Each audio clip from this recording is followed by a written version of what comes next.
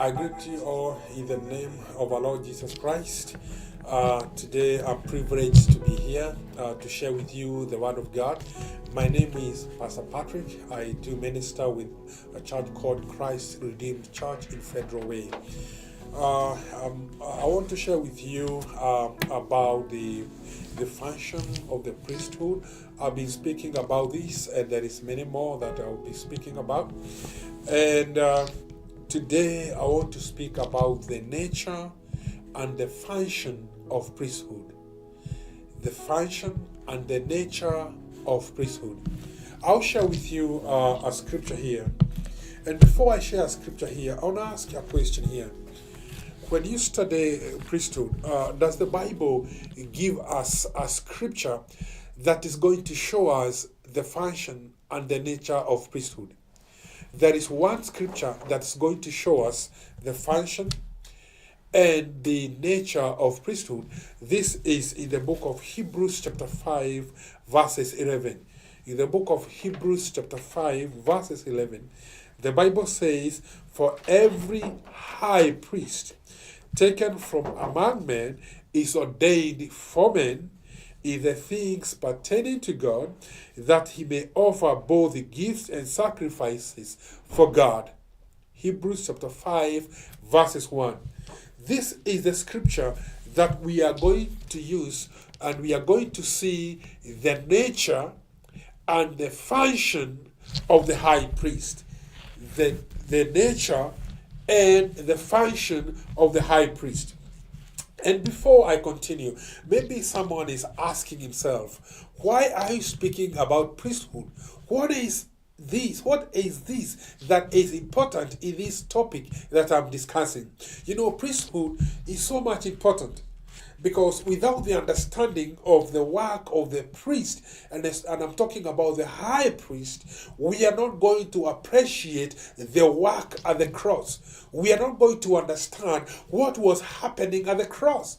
And that's why my heart is so much full with this topic, or this subject of the priesthood, or the functions of Christ, which include the kingly office and the prophetic office. But now I'm speaking about the priestly office. It is important for us to understand that two reasons that makes this important is because God stood upon waiting for the satisfaction of what man did, because God stood upon full satisfaction and would not remit one sin without a high priest.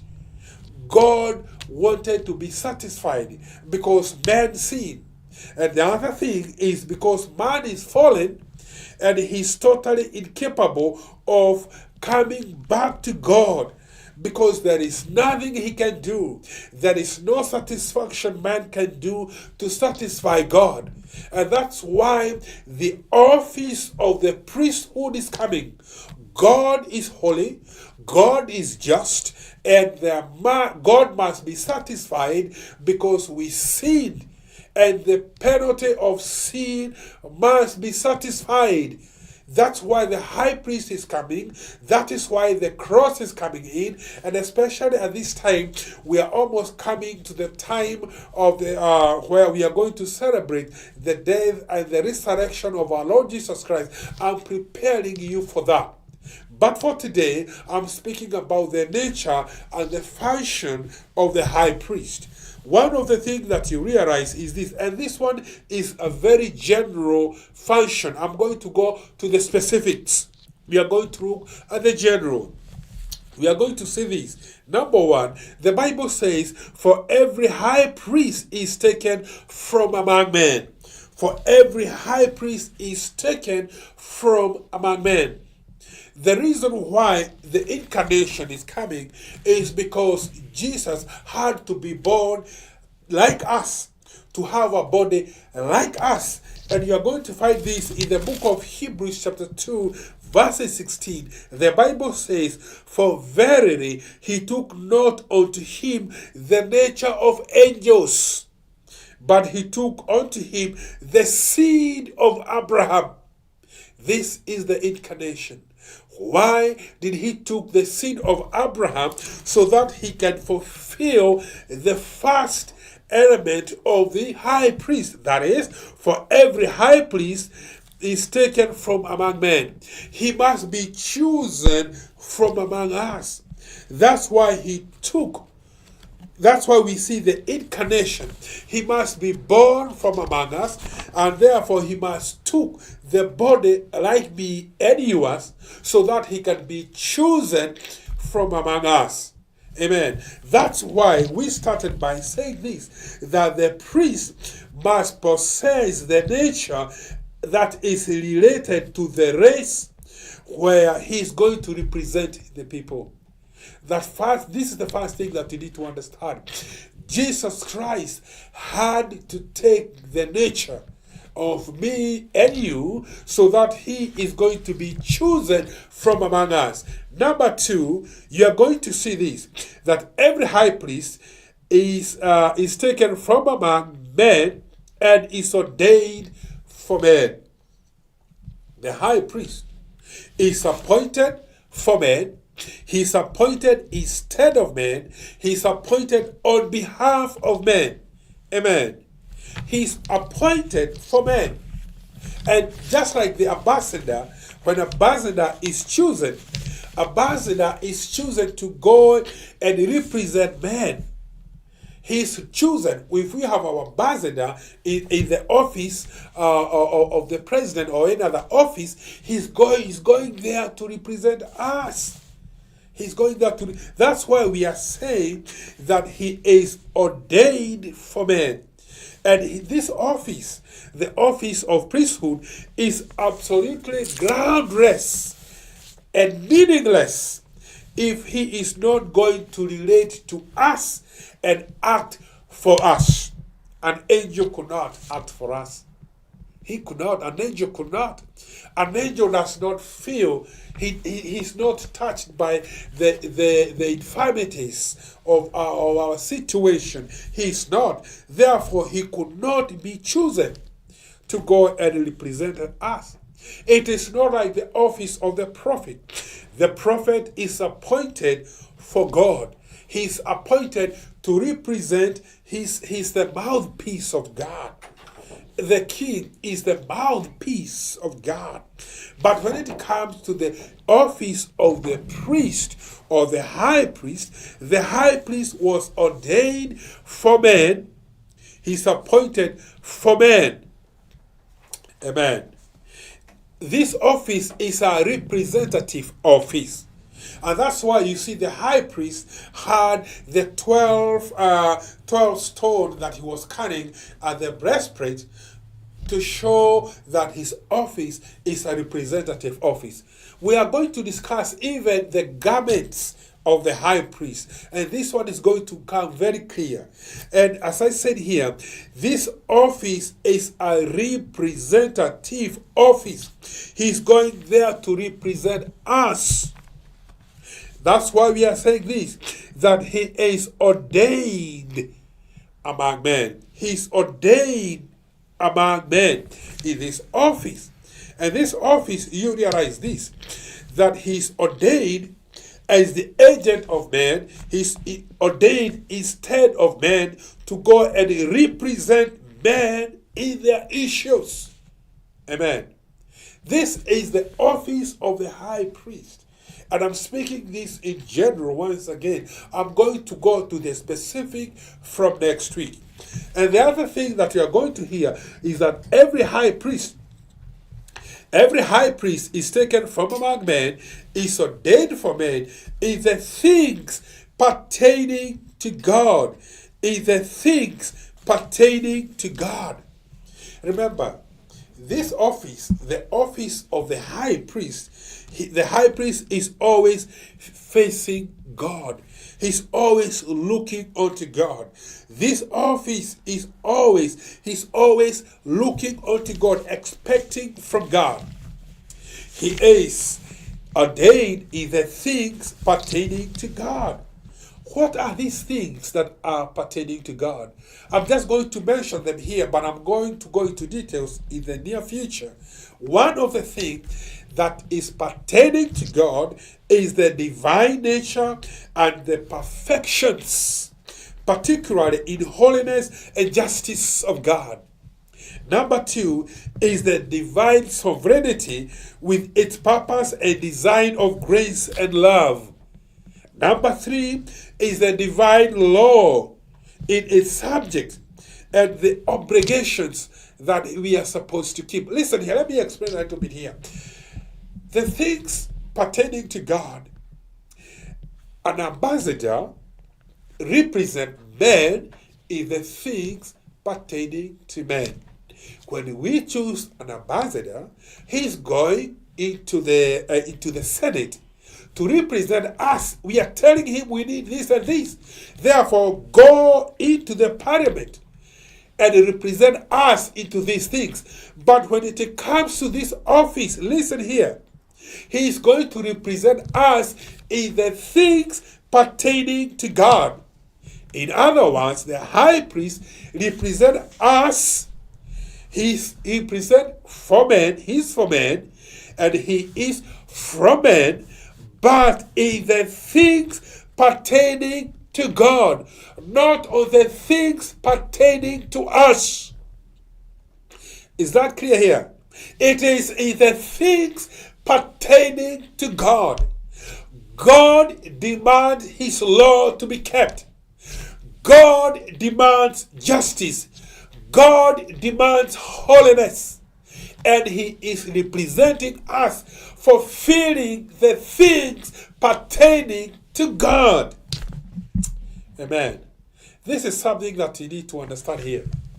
And again here, for every high priest taken from among men is ordained for men in the things pertaining to God.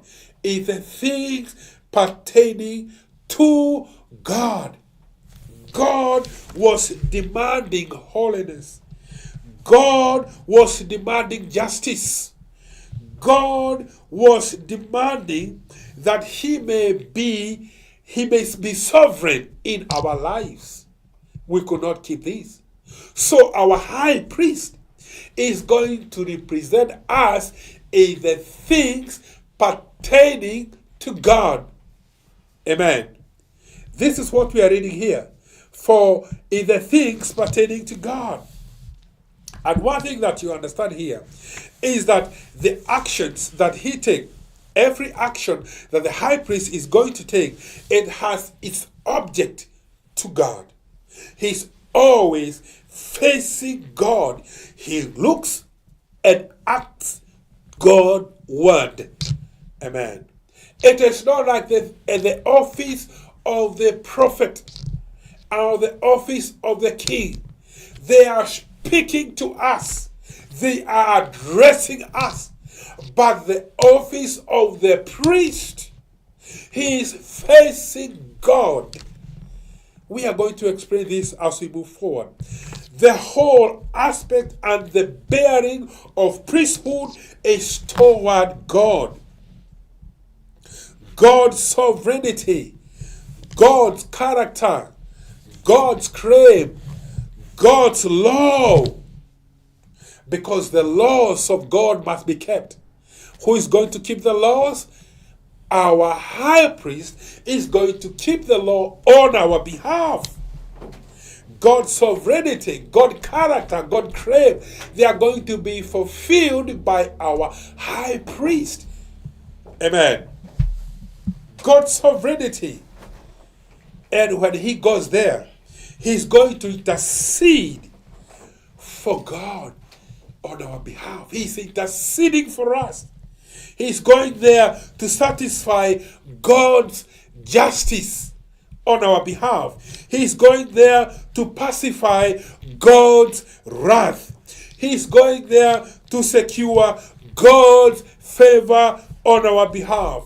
He's going there to seal God's covenant of love on our behalf. It has God. It is God. It is God. Are you together here? He's doing everything.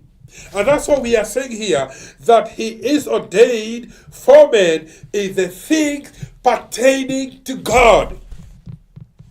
It is God who requires justice. It is God who requires that will pacify the wrath. It is God who requires us to secure the favor. It is God who required us to seek that favor, and we could not. It is only by our high priest who went behind the veil to secure that place for us. This is important. As we are going to move forward, this is going to make a lot of sense.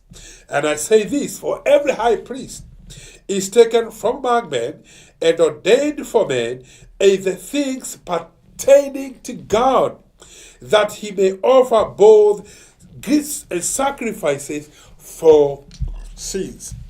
A high priest, he is ordained for men in the things pertaining to God, that he may offer unto God. Amen. To act as a priest is to offer. To act as a priest is to offer, that he may offer gifts and sacrifices for sin. He is offering on behalf of sin. He is offering in respect to sin. Why is he offering for the sin? To deal with the problem of the guilt and pollution that we are in, and the conscience that we have for sin. We are going to discuss that more as we move forward. And this is what we are saying here, that the priesthood or the priestly sacrifice, it is speaking something here. On the other side, it is telling us that God is holy and he requires holiness from us. He's speaking that God is just and he requires his justice from us. He's speaking and he's telling us God is unchangeable in his standard of righteousness, and therefore it is required for us to have a high priest. And this office is speaking to us. It is telling us that we are shut out of God because of our sin. We are locked out. Unless a high priest come and open the doors for us. Therefore we can approach the throne of grace. Hallelujah. This is what we are speaking about here. The high priest, or the office of priesthood, is speaking to us that we cannot approach God in our nakedness, in our own state. We need to wear the garment of righteousness. Oh, hallelujah. We need that garment.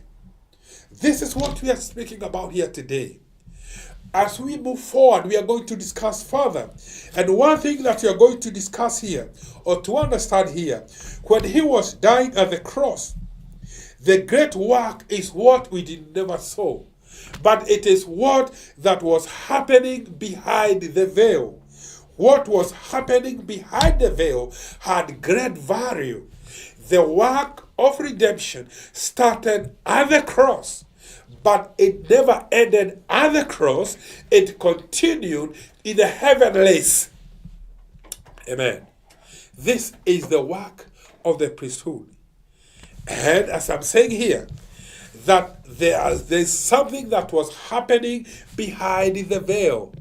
Remember, there was the sacrifice and there was the presentation. And this one I'll be speaking next week. There is the sacrifice and there was the presentation. And that's what we are saying here, that he may offer gifts and sacrifices for our sin. At the cross, he was a priest offering gifts and sacrifices. At that cross, he was offering that gift and sacrifices. The high priest. And I want to repeat this again here, that every high priest is taken from among men, is ordained for men, in the things pertaining to God, that he may offer gifts and sacrifices. Amen. Jesus Christ was both the offerer and the offering. He was both the offerer and the offering. at the cross, he was not that passive victim enduring the wrath of God. He was a priest. He was a priest at the cross, and he was willing and deliberately offering himself to God without a spot. This is what we are speaking about today. That the high priest, he must be chosen from among men. And that's why we have the incarnation. That's why so that he may be chosen from among us, and he must do the things pertaining to God, that he may offer both gifts and sacrifices for sin. Amen. What does this say unto us? Listen carefully here as I finish. What does this say unto us? That he was appointed for men and among men.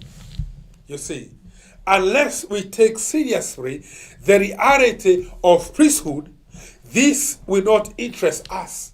You see, unless we start to take the office of priestly office, there are some things that are not going to interest us. There will be no interest on this priesthood. The priesthood develops from the reality that God is holy, man is sinful. God is holy and man is sinful, and sin is deserving divine wrath and judgment. Amen. If this is not going to be in your heart, you don't understand, even at the cross, you don't understand why Jesus Christ died at the cross. Because sin deserves the wrath of God and judgment. Amen. And it must be paid. Sin must be paid by the person who has sinned it, or a person is going to die on your behalf. And for this case is the high priest. We must understand that we are fallen, and God is holy, and his wrath is burning against a sinner, and we need one to represent us from this consuming God. The Bible says that God is a consuming fire. Let me tell you, God consumed our sin at the cross. If your sins are not going to be consumed at the cross, your sins will never be consumed at hell or in hell. Never. It will never be consumed. We need someone to represent us from this God who is a consuming fire. Jesus Christ is that high priest. I started by showing you that general function of the high priest. Jesus Christ is the answer to man's great dilemma of sin, justice, and holiness. Jesus Christ is that answer. Jesus Christ is the high priest who was chosen from among men. He was ordained for men, and he's the one that is able to represent us in the things pertaining to God. Because sin now, or the penalty of sin, is paid by Christ. Justice is in Christ, and holiness, we find it in Christ. That's why we are saying this office of the high priest is so much important to us. We need to understand that for every high priest must be taken from among men. The incarnation, Christ was born among us. He never took the nature of the angel. That's why he came, and he was ordained for us to represent us in the things pertaining to God. Next week, we are going to discuss, and we are going to see, how is he representing us?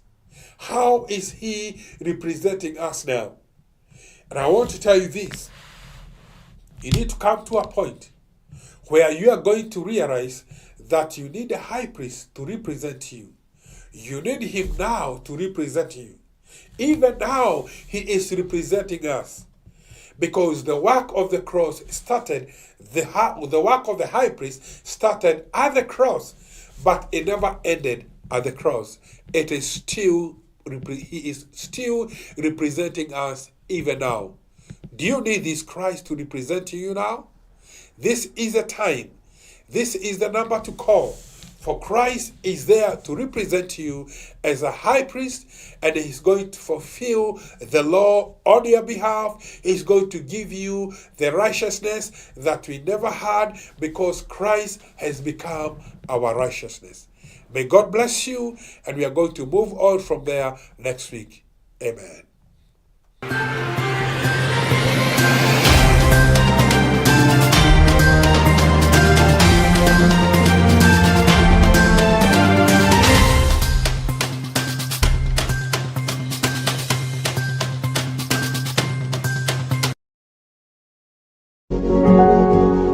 You are watching Pacific Waves Television, USA, a place of nourishment. And this is Pacific Wave TV, Seattle, Washington.